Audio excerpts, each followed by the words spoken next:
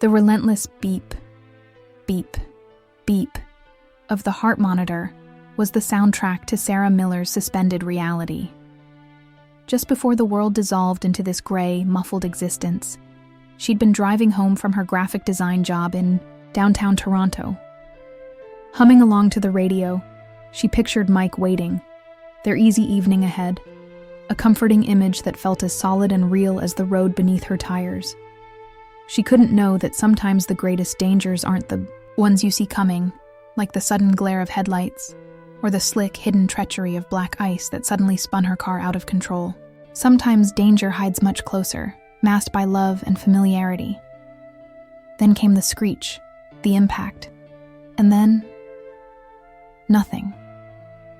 Now, there was only this gray, muffled existence, floating in an abyss, tethered to the world only by sounds filtering through the fog.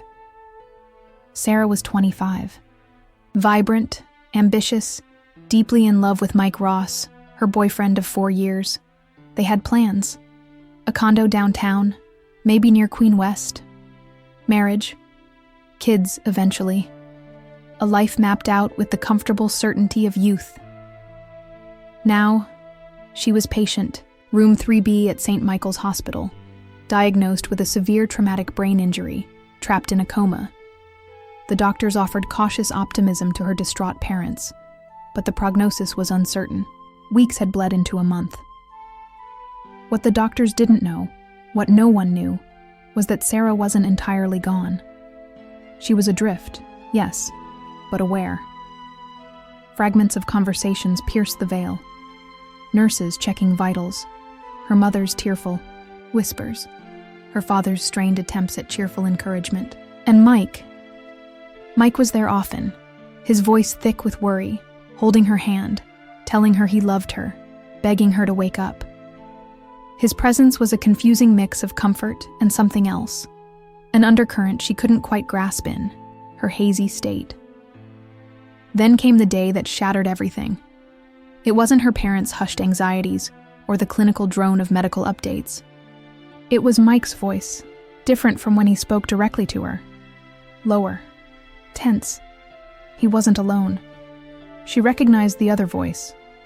Mark, Mike's best friend since university. I can't keep doing this, Mark. Mike sighed, the sound heavy, weary. The chair scraped slightly as he must have shifted his weight. Doing what, man? Being here for her? Mark's tone was practical, if a little rough. She's your girlfriend. Your fiancé, practically. What else? Are you gonna do? A long pause.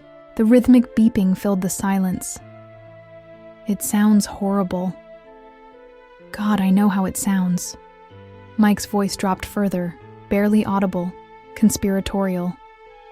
But sometimes I just wish it would be easier if... He trailed, off, unable or unwilling to complete the monstrous thought. Sarah's consciousness recoiled, a silent scream trapped within her inert body. Easier? Easier if what, Mike? If I... Mark didn't immediately respond. Sarah could almost picture his frown, his discomfort. Mike, that's the stress talking, buddy. You're exhausted. Seeing her like this? No, it's not just the stress, Mike interrupted, a raw edge creeping into his voice. It's everything. The uncertainty. The doctors saying she might never be the same, even if she wakes up. What kind of life is that? For her? For me? He took a shaky breath. And there's Emily. Emily. Sarah's heart clenched.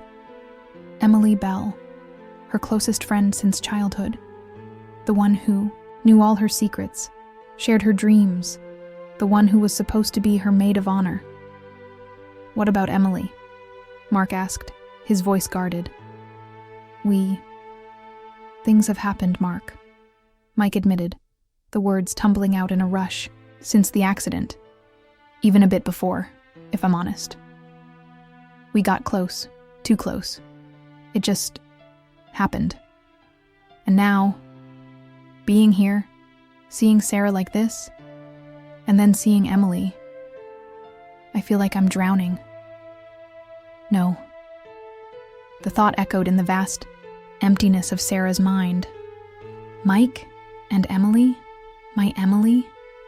It felt like a physical blow, a betrayal so profound it threatened to pull her under completely. Jesus, Mike, Mark breathed. Does Sarah know? Did she suspect anything? No. God, no. Of course not. How could she? Mike sounded panicked. And nobody can know, Mark, especially not now. It would destroy her parents. It would... He stopped. Sarah knew what he was thinking. It would destroy me. Look, Mike continued, his voice regaining a semblance of control, albeit a cold one. If she doesn't wake up, or if she wakes up damaged, it changes everything. Emily understands. She's been supportive. We connect on a different level, you know? A different level? Sarah raged internally. The level of deceit? Betrayal? So, Mike said, the final words falling like stones into the quiet room, hitting Sarah with devastating force. Maybe it would be a mercy for everyone if she just slipped away peacefully. Silence followed, thick and suffocating.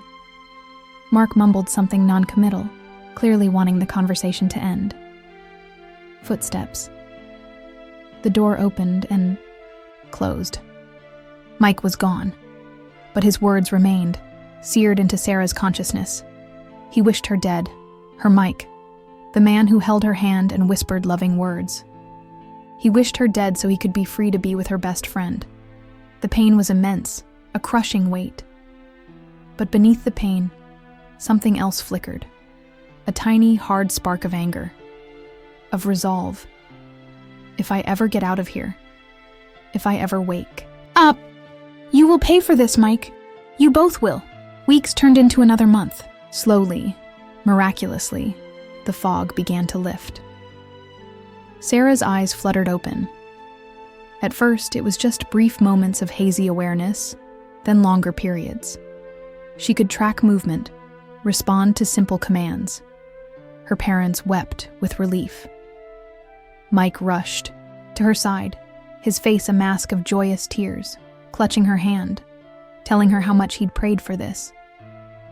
Sarah looked at him, truly looked at him, for the first time since the accident.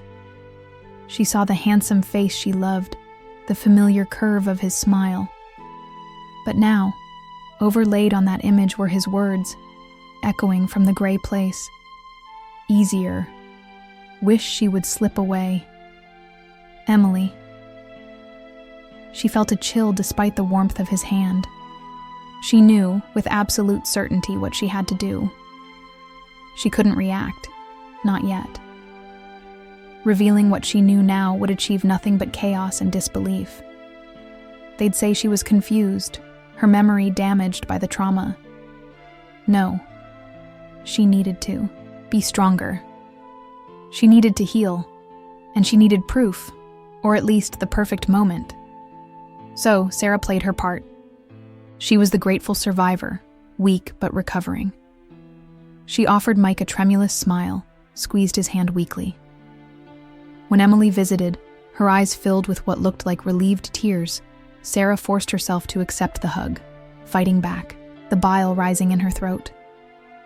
Emily gushed about how worried everyone had been, how she and Mike had supported each other through the ordeal.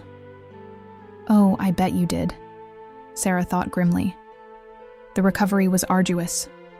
Physical therapy, speech therapy, cognitive exercises. Sarah threw herself into it with a determination that surprised her therapists. Every painful step, every frustrating word relearned, was fueled by that cold, hard resolve forged in the coma. She needed her strength back. She needed her mind, sharp. Mike was the picture of devotion. He brought her flowers, read to her, helped her with her exercises, talked endlessly about their future, picking up right where they left off.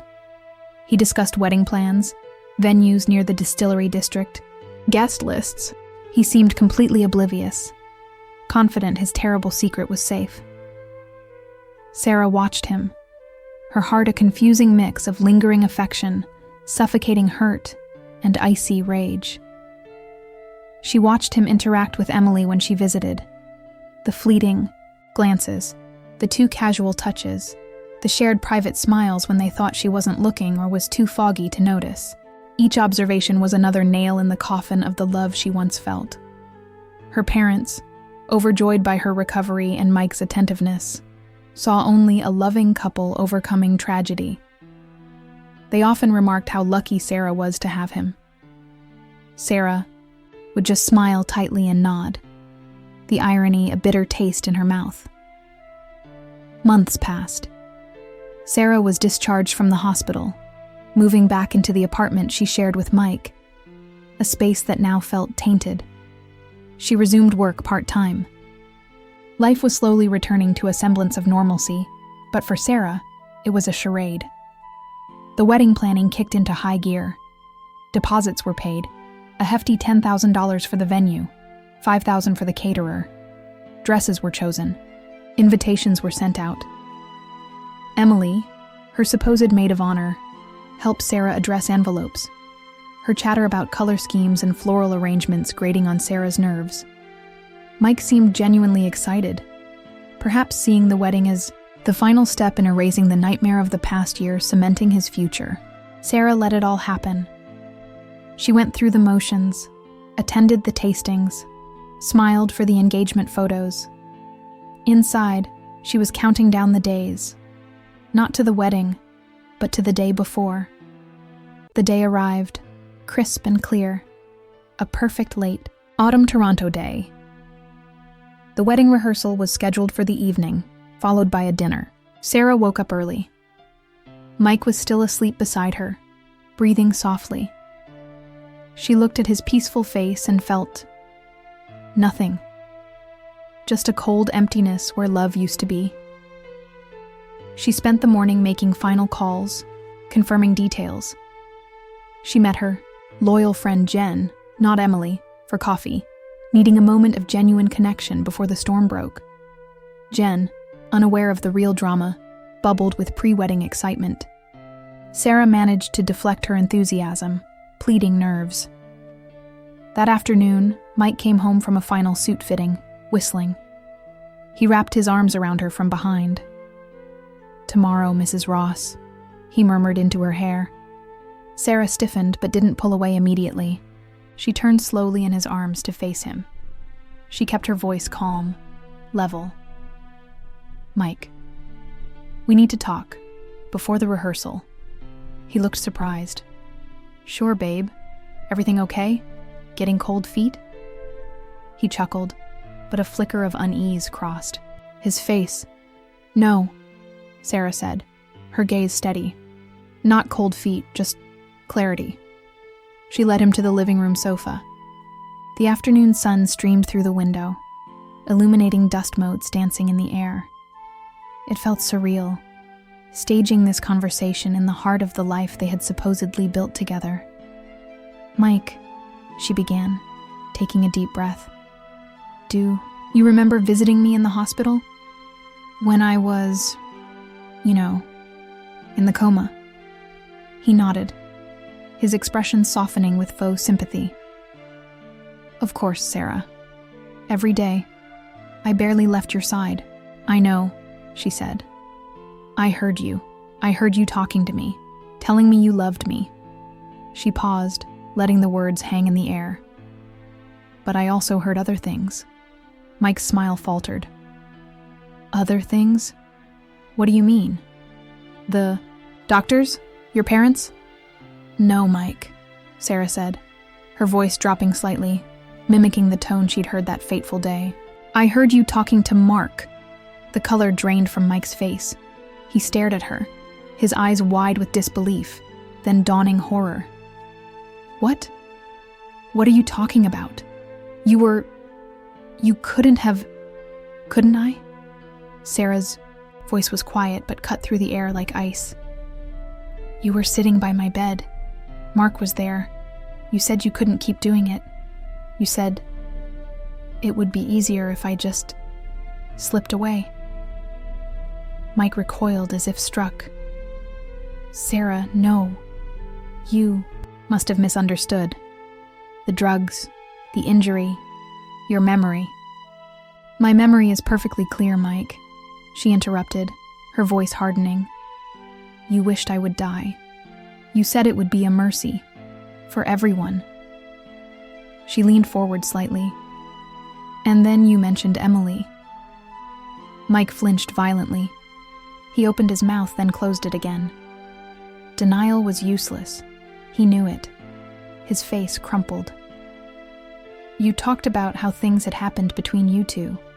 Sarah continued relentlessly, recalling the words burned into her brain. How you got too close. How she was supportive. How you connected on a different level. She spat the last words out with quiet contempt. While I was lying there, helpless, potentially dying, the man who claimed to love me was wishing for my death so he could be with my best friend. Tears started streaming down Mike's face. He reached for her hand. Sarah, I am so sorry. I was terrified. I was confused. I wasn't thinking straight. It didn't mean anything. Sarah pulled her hand away sharply. Didn't mean anything? She echoed, her voice rising slightly for the first time. Wishing me dead didn't mean anything? Carrying on an affair with my best friend didn't mean anything? Letting me go through months of recovery, planning this entire wedding, letting me believe in a future with you. None of that meant anything? I love you, Sarah, he choked out, desperation in his eyes. I was weak. I was stupid. I made a terrible mistake. But I love you. Emily. It was a mistake, a symptom of the stress. Please, Sarah, please don't do this. We can get past this. We're supposed to get married tomorrow. No, Mike, Sarah said, standing up. Her voice was firm, devoid of tears, filled only with a chilling finality. You were supposed to get married tomorrow. I was supposed to marry a man who loved me, cherished me, supported me. Not a man who wished for my death when times got tough, and certainly not a man who betrayed me with someone I trusted like a sister. She walked towards the bedroom. The wedding is off. Everything is off. I want you to pack your things and leave. Now. Mike scrambled off the sofa, following her. Sarah, wait, please. Let's talk about this. We can go to counseling. I'll do anything. I'll cut Emily out of my life completely. Please don't throw this away. He grabbed her arm. Sarah wrenched her arm free, turning to face him, her eyes blazing with a righteous fury that had been simmering for months. Throw this away? She demanded. What exactly am I throwing away, Mike? A lie? A relationship built on deceit and betrayal? Your love isn't worth the air it takes to speak it. You had your chance to be a decent human being while I was lying helpless in that hospital bed. You failed. Miserably. She pointed to the door. Get out. Tell Mark. Tell Emily. Tell whoever you need to tell. But the wedding is canceled. We are over. And don't you ever, ever think for 1 second that your apologies mean anything to me now. It's too late. Mike stared at her, his face a mask of desperation and dawning realization. He saw the unwavering resolve in her eyes. The man who had wanted an easier way out was now facing the hardest consequence of all, the truth. He stammered, pleaded, sobbed, but Sarah remained unmoved. Finally, defeated, he stumbled towards the bedroom to pack, the sounds of his broken apologies echoing in the apartment that was no longer theirs. Sarah stood tall, breathing deeply. The weight that had crushed her for months was finally lifting. There would be fallout. Explanations, canceled vendors, awkward conversations, financial losses on the deposits, though perhaps some could be recovered. There would be pain and healing still to come. But as she watched the man who had betrayed her pack his bags, She knew one thing for sure. She had survived the accident. She had survived the betrayal.